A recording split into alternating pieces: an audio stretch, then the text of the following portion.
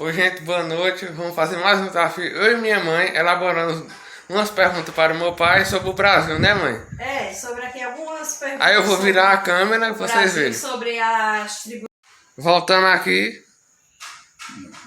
Pronto, gente. Aí elaborei umas questões aqui mais Vinícius sobre as tribos indígenas, sobre. Deixa eu ver aqui. Os ciganos. Não, você vai começar tudo de novo. Continuando. Pronto, aí nós elaboramos aqui algumas perguntas e quem vai fazer as perguntas hoje sou eu, da Genivaldo. Genivaldo, quais são as principais tribos indígenas do Brasil? As principais tribos indígenas no Brasil nós temos várias tribos, né? Mas eu vou falar as maiores e comentar um pouquinho sobre algumas pequenininhas.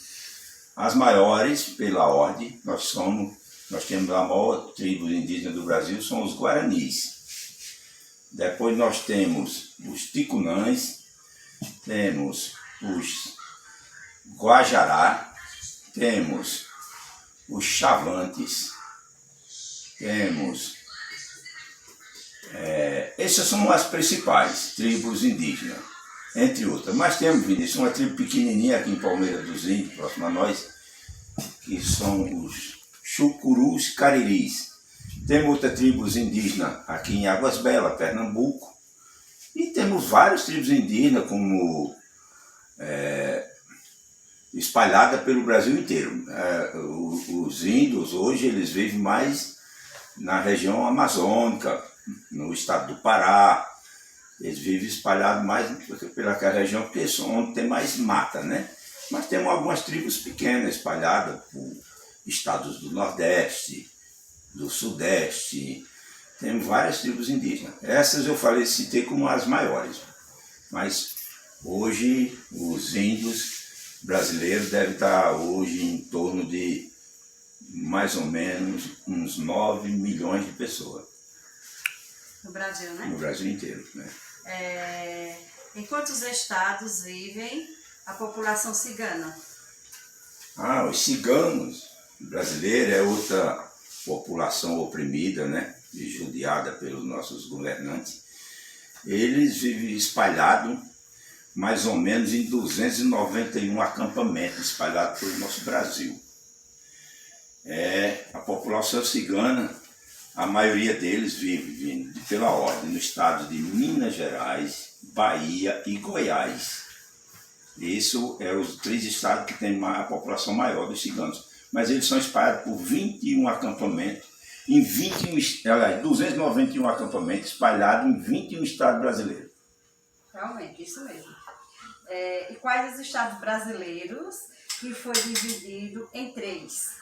O nosso estado brasileiro foi dividido em 3, assim como o nosso Pernambuco foi dividido em 2, o estado dividido em 3 foi Goiás. Goiás foi dividido em Goiás, Tocantins e o Distrito Federal. Pertencia ao estado de Goiás. Hoje é o Distrito Federal, mas o estado de Goiás foi dividido realmente em 3. Muito bem. Qual estado do Brasil é cortado pelo rio Madeiras? Eita, o Rio Madeira. O Rio Madeira fica lá no nosso estado de Roraima. Ele corta Roraima, a Amazônia. É lá no nosso querido estado de Roraima principal, mas ele também corta uma parte da Amazônia. É lá o Rio Madeira. Rio Madeira. É lá na capital de Roraima, chamada de Porto Velho. Lá em Porto Velho, muito bem. Quais os estados brasileiros que faz fronteira com os países da América do Sul? Eita, nossa fronteira é extensa, viu? A fronteira brasileira é extensa, por isso que é tão difícil de ser vigiada, porque lá é onde rola todo o tráfico de droga, armas, na fronteira brasileira, que é muito extensa, é imensa. Mas pela ordem, o nosso Rio Grande do Sul, nós fazemos divisa com o Uruguai. Aí descendo um pouco mais para baixo vem o nosso Paraná, faz divisa com o Paraguai. Aí nós temos Rondônia, onde faz divisa com Venezuela, descendo um pouco mais para baixo faz divisa com Colômbia, com a Amazônia brasileira. Lá mais ou menos, basicamente, os estados brasileiros que faz divisa com os países da América do Sul. Da América do Sul. Uma fronteira bem extensa mesmo, e difícil de administrar. Por isso que a entrada e saída de drogas, de mercadoria não legalizada, de armas. Porque combateu, né? É difícil, passa tudo pelas fronteiras. Fica difícil o combate, né? A fronteira do nosso país é muito extensa e queira ou não queira, o nosso exército... não consegue, né? Combater todo o tráfico, o que tem de errado, né? Todo o tráfico, exatamente, porque é um tráfico grande. Se uns vai por um lado, vem outros por outro. Além das matas, das estradas de barro, dos rios, do litoral. Então, e dos lobos humanos que conhecem as trilhas, digamos, né? Com certeza. Então, porque como tem o lobo selvagem, tem o lobo humano, né? Muito difícil de administrar a fronteira brasileira. É uma fronteira muito extensa, mesmo porque somos um país gigante, né? E me diga aí qual estado brasileiro desembarcou o primeiro navio negreiro com escravo no Brasil.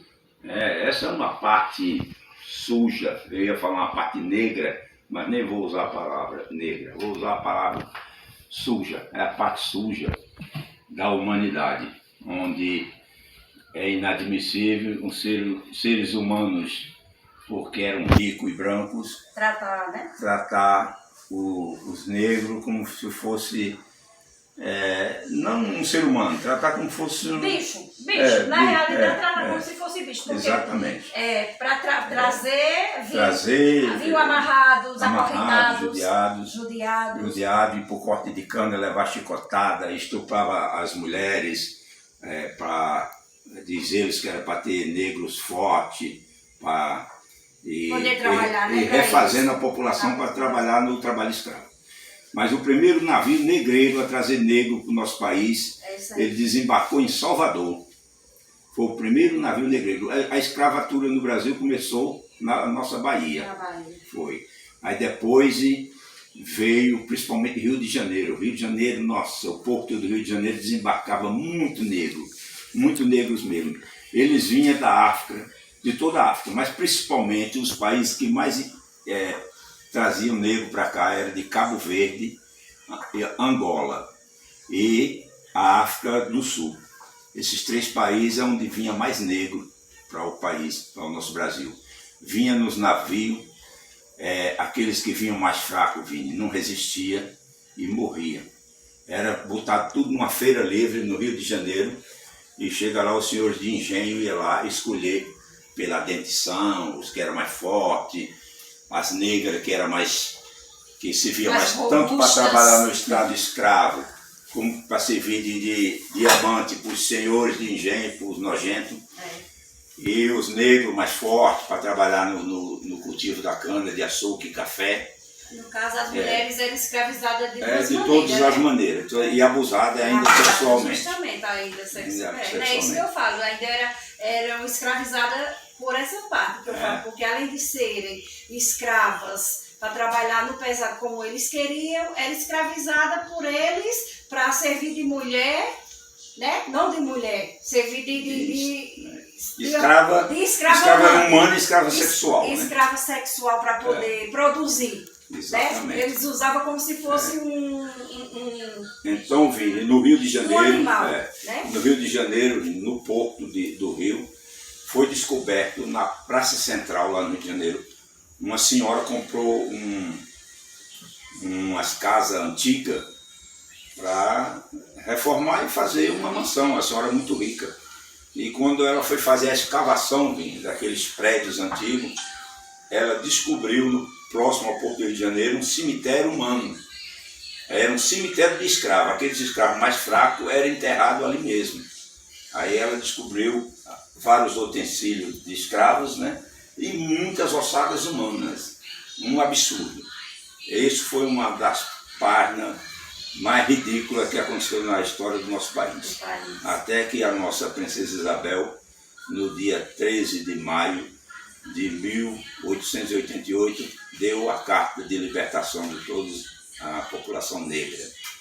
Mas sem contar, Vini, que eles não pararam por aí. Depois dos negros, a princesa Isabel libertou entre aspas, né? Porque ainda hoje o preconceito é muito grande.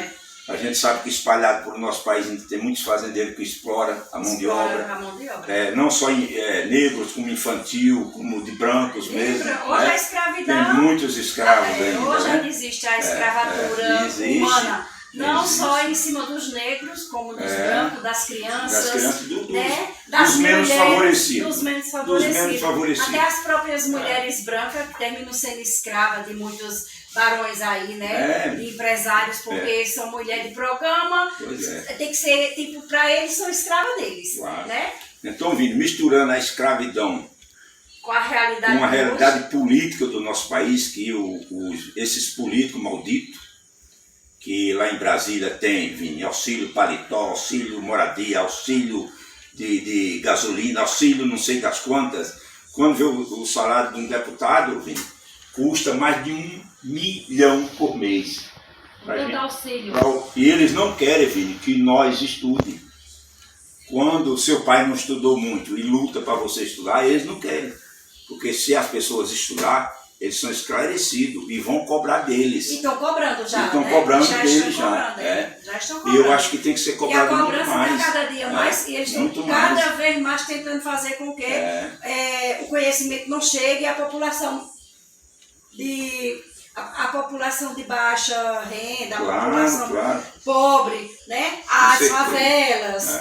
Nesses cantos mais, como diz a história, mais pobres. Exatamente. Né? Nos lugares mais pobres. Onde não se vive. Onde não se vive.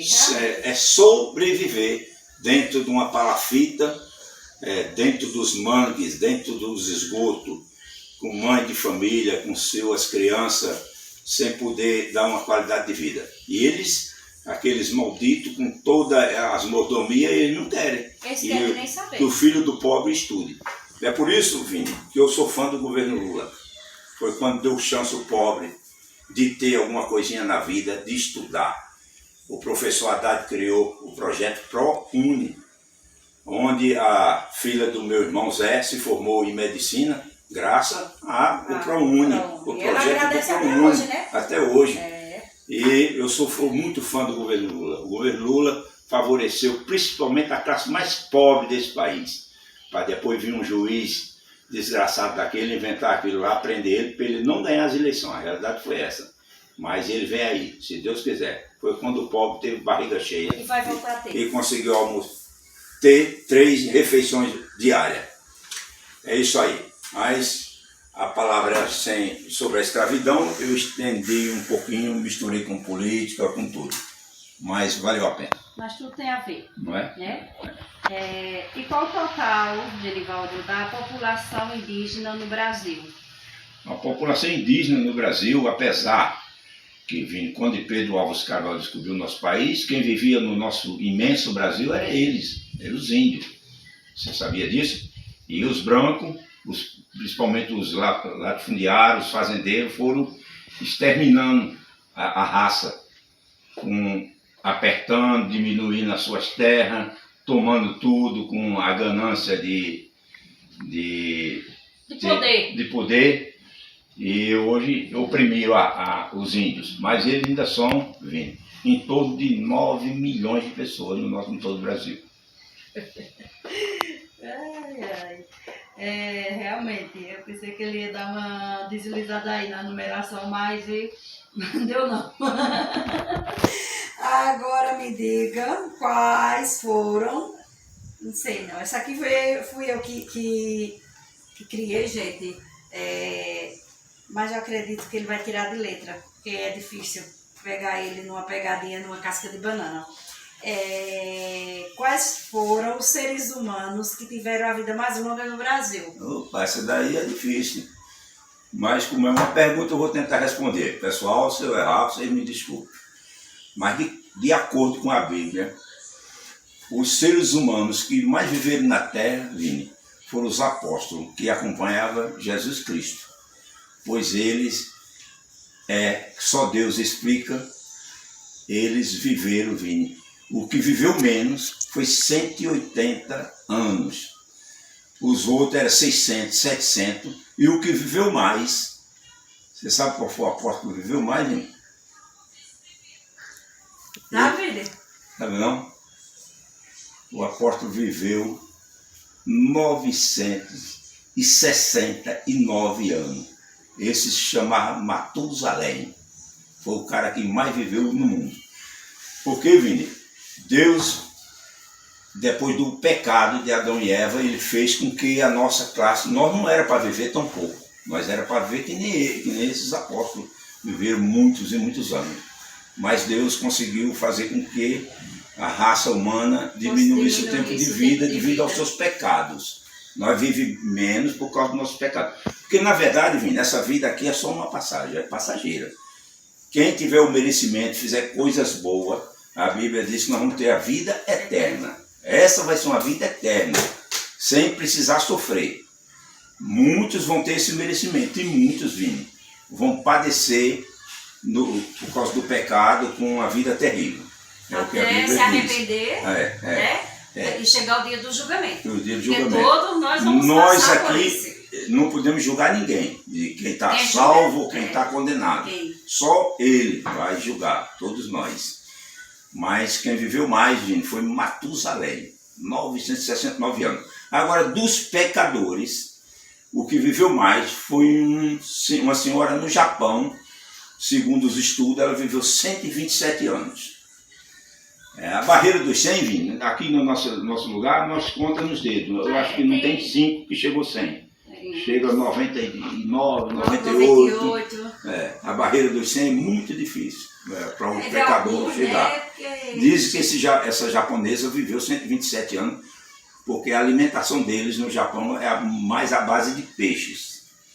Vamos comer peixe, né, ele não ingere comidas pesadas que nem as que os brasileiros ingerem. Com muito veneno, né? É porque hoje muito agrotóxico. O frango com 45 dias está pronto para comer. Viu? Injetado muito hormônio, muita né? droga, muito hormônio. O gado hoje em dia o gado, a cheio de carne hormônio, bovina, a carne suína. Raramente você come uma carne hoje que não seja injetada.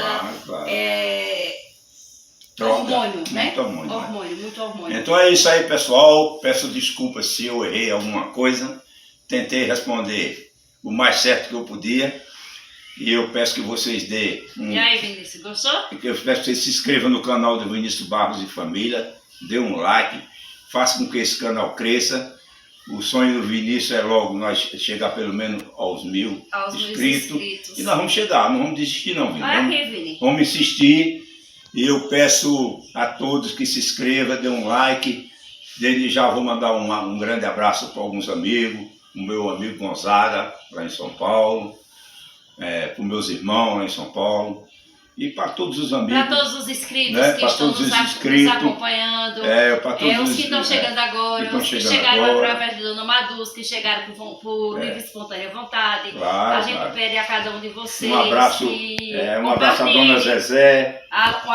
Justamente, agradecer a Zezé. Um abraço às duas pessoas que têm uns canalzinhos através do Dona Maduz que se inscreveram no seu canal. É o senhor De Lourenço, né? E o senhor Miguel. Seu Miguel Shorts. Pronto, um abraço ao seu Chico, um abraço ao seu Chico, Dona Quitéria, Helenilda, Andréia, Rosana, também. Claro. Tem um canalzinho, deixa eu ver. E eu peço, pessoal, todos que quiser aí, dos nossos amigos, conhecidos, que quiser dar uma forcinha no canal de Vinícius, não sacanhe não, peça que a gente grava um videozinho com ele e dá uma força para ele. Dá uma força. Também, gente, também quero agradecer a uma menina chamada Rosa Alagoana. Ela mandou mensagem hoje pra mim. Ela tem um canalzinho, tá iniciando também. E hoje ela mandou mensagem falando que já estava acompanhando o canal da gente, Vinícius, através de Dona Madu. Rosa, um beijo, um abraço, Deus abençoe, que você também tenha muita sorte, seu canalzinho dê certo, você é uma pessoa linda, uma pessoa batalhadora, uma pessoa trabalhadeira, amei seus vídeos. E assim, se a gente for falar hoje sim, Paulo Faria. Paulo né? Faria, meu grande amigo. Um é abraço para ele. Raiz Isabel de Desenvolvimento, né, Paulo? Desenvolvimento. Vamos lá, vamos dar Falando em Paulo, vamos se inscrever no canal de Paulo também, dar um like, que ele é um rapaz batalhador e merece. Batalhador e merece. Falando em Paulo, gente, Paulo, eu estou com você, Genivaldo também, na questão da gente lutar pelo direito do ensino médio permanecer em Rainha Isabel. Pois é um absurdo. Pois é um absurdo. Dos absurdos, desde quando foi fundada a escola, que antes era Escola Intermediária Monsenhor Alfredo Pinto Damaso. E hoje passa a chamar Coronel José Abílio. E hoje, não, Coronel José Abílio hoje é você estado pelo Estado, porque daí você saiu do Monsenhor, tiraram a intermediária, que era Escola Intermediária Monsenhor Alfredo Pinto Damaso, e passou a ser Escola Monsenhor Alfredo Pinto Damaso. Quando eu estudei lá, Paulo também, quando se formou, foi meu amigo, era intermediária, era magistério, depois veio essa história de ensino médio, depois veio, aí saíram trocando de primeiro, que antes era primeiro ano, segundo ano, primeira série, segunda série, terceira série, até o 8º ano, até a 8ª série. Isso era maravilhoso, hoje em dia ninguém entende mais nada. É primeiro ano, segundo ano, terceiro ano, e daí virou uma muvuca. Até chegar então, tirar o magistério e passar a ser ensino médio, sair do município, passar para o estado, tudo bem.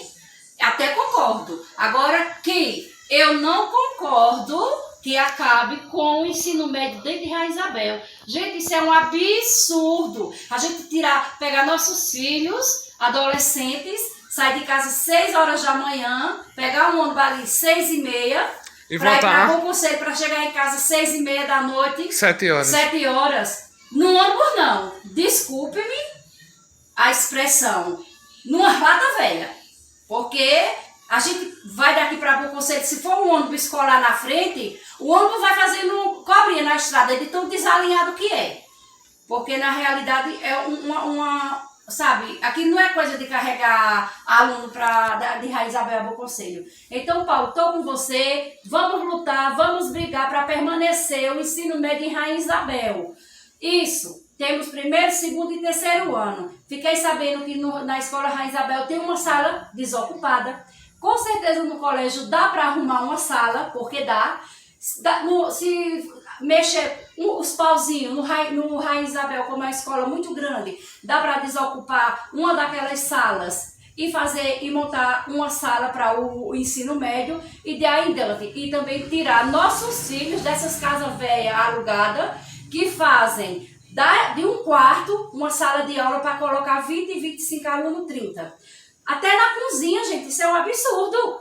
Os alunos saem de casa para ir para assistir aula numa cozinha de uma casa que o governo aluga para os alunos ir assistir aula. Chega, não tem ventilação. Qual é o quarto que tem ventilação? Porque não tem. Porque a casa que estava, o Vinícius chegou a assistir aula, onde era a casa de seu Luiz Miguel, que você conhece, Paulo. Eu conheço desde muitos anos aquela casa, de quando eles foram morar ali.